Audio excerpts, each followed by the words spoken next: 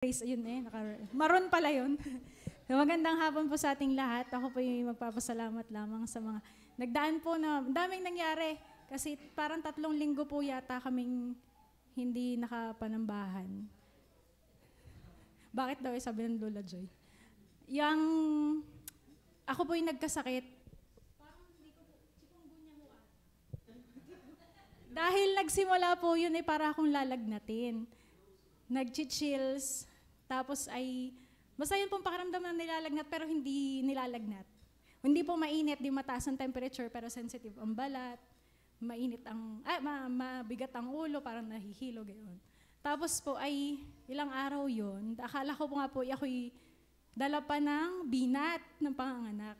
Sabi ko, nako, siguro ako'y magkakabinat, gayon. Bigla po ito after 3-4 days yata, sumikal na po yung rashes. Di sabi po ng aking lola, baka daw toko.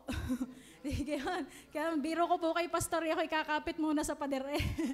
Sige, pastor, di po muna ako makakasimbat, kakapit po muna sa pader. Tapos nangate, tapos po ang tagal bago nawala, nung pa-fade na po yung rashes, saka naman po dumali yung sakit ng katawan, yung masasakit ang paa, yung po mga joints na ganito. Ang akin po mga daliri na may kikiam na busog, na maga, basta ganyan.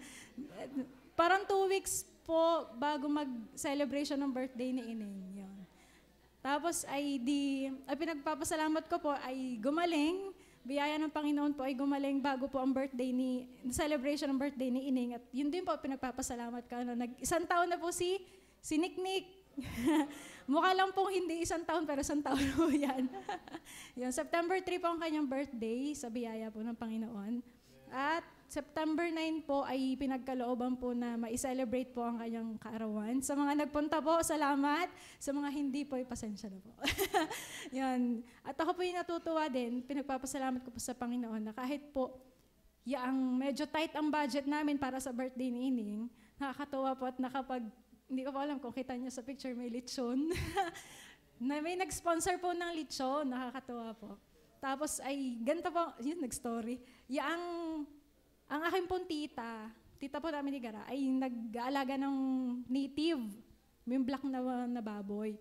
Tapos po mga April po yata yun o May, sabi ng aking tita, pagka ang aming baboy ay nanganak ng mahigit 5, kainin ang isa.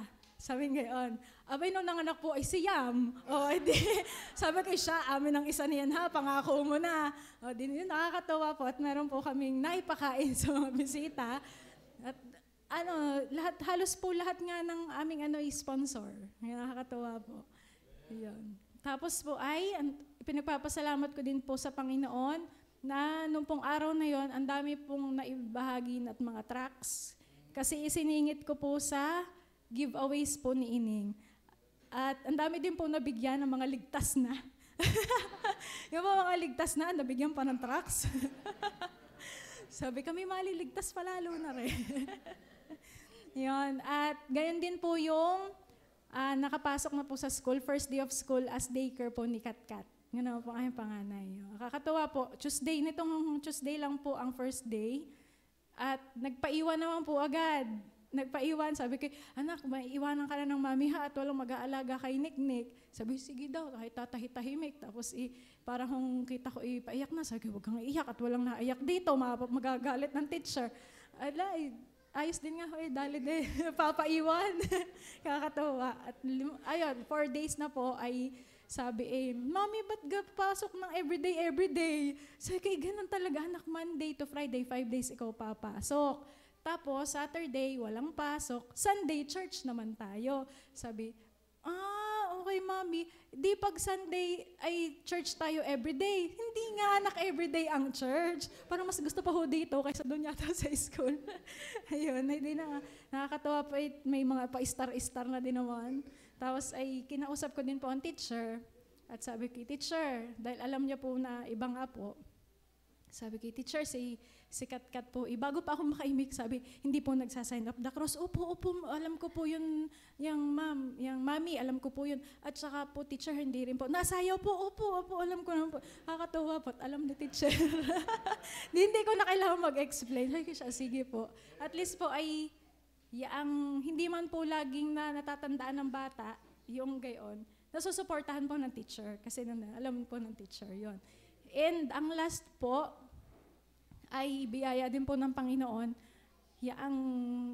Si Jet po, yung pong aking asawa, di kami nasa Masbate. Ay February pa po na doon, dahil pa ang nag-abroad. Hindi pa po na-uwi. Ay di sabi po niya hindi ko naman na kailan hanggang ngayon, parang isang gabi lang po, sabi niya ay, ang kahapon niya, tapo ang do or die na araw. Hindi ko po alam kung yun ay dry run sa Shell, ng Shell Depot po sa Masbate. Pero sabi niya po, parang ang term niya po yung patayan na araw, ay di sabi niya sana daw po yung maging successful. Di sabi ko, wag kang mag-alala, pagkalooban yan, ay successful yan. At saka kako, ilapit mo lagi sa Panginoon na hindi lang ikaw, kundi kayo mismo lahat na magkakatrabaho, ay gabayan ng Panginoon. Digan, ang tagal po, hindi po siya nag-chat mula umaga hanggang nung gabi. Ako na pong nainip. Sabi ko, hoy, ano ga, kamusta ga?